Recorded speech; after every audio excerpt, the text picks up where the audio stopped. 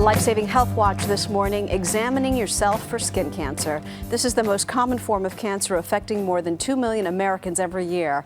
But our Dr. Jennifer Ashton is here this morning to tell us that it's also the easiest to treat if you discover it early. Absolutely, Good morning, Maggie. Doc. Good morning. Especially in the summer, a lot of people are wondering about this. If you have a mole or a freckle, how do you know if it could be cancerous? So, very easy acronym. We go by the A, B, C, and D. So A is for asymmetry, okay? If you draw a line through the center of a mole, it should look the same on both sides. So that's an example of something that is asymmetric, should be checked.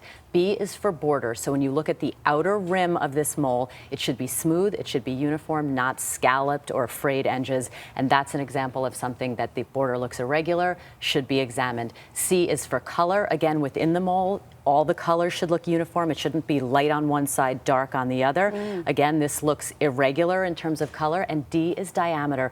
Most times moles should be smaller than the eraser of a pencil. So if something is getting larger, or if you notice something that's bigger than that, have a dermatologist examine it. If a mole or freckle starts to change, will it be painful? Will it be obvious? Well, change is actually the fifth one. It's for E, or evolving. Not always. Pain is not always a sign or symptom of skin cancer. So again, don't think, oh, it doesn't hurt me, I can leave it alone. Anything that looks suspicious, you want to have it examined. How should you check yourself? Well, actually, the best way, Maggie, is to do this with someone else. So with your spouse, with a close friend or relative. You can do some parts of it yourself, but you actually want to look at your entire body, head to toe. So that starts with your scalp. Most people neglect that. So you want to have someone take a hairdryer, blow your hair away from your scalp, and really look closely. And then even using Is it common to find something in your scalp? You absolutely can. And then using a mirror, you want to look at all sides of your body. So if you can't see it well with a mirror yourself, have someone else look at it. Look at all of the surfaces, even palms, soles, in between your fingers and toes. Very important. How frequently would you do this? Well, actually, the dermatologists recommend that you examine your own skin once a month. You should have an official physician skin exam once a year at minimum, more often if they tell you it's necessary.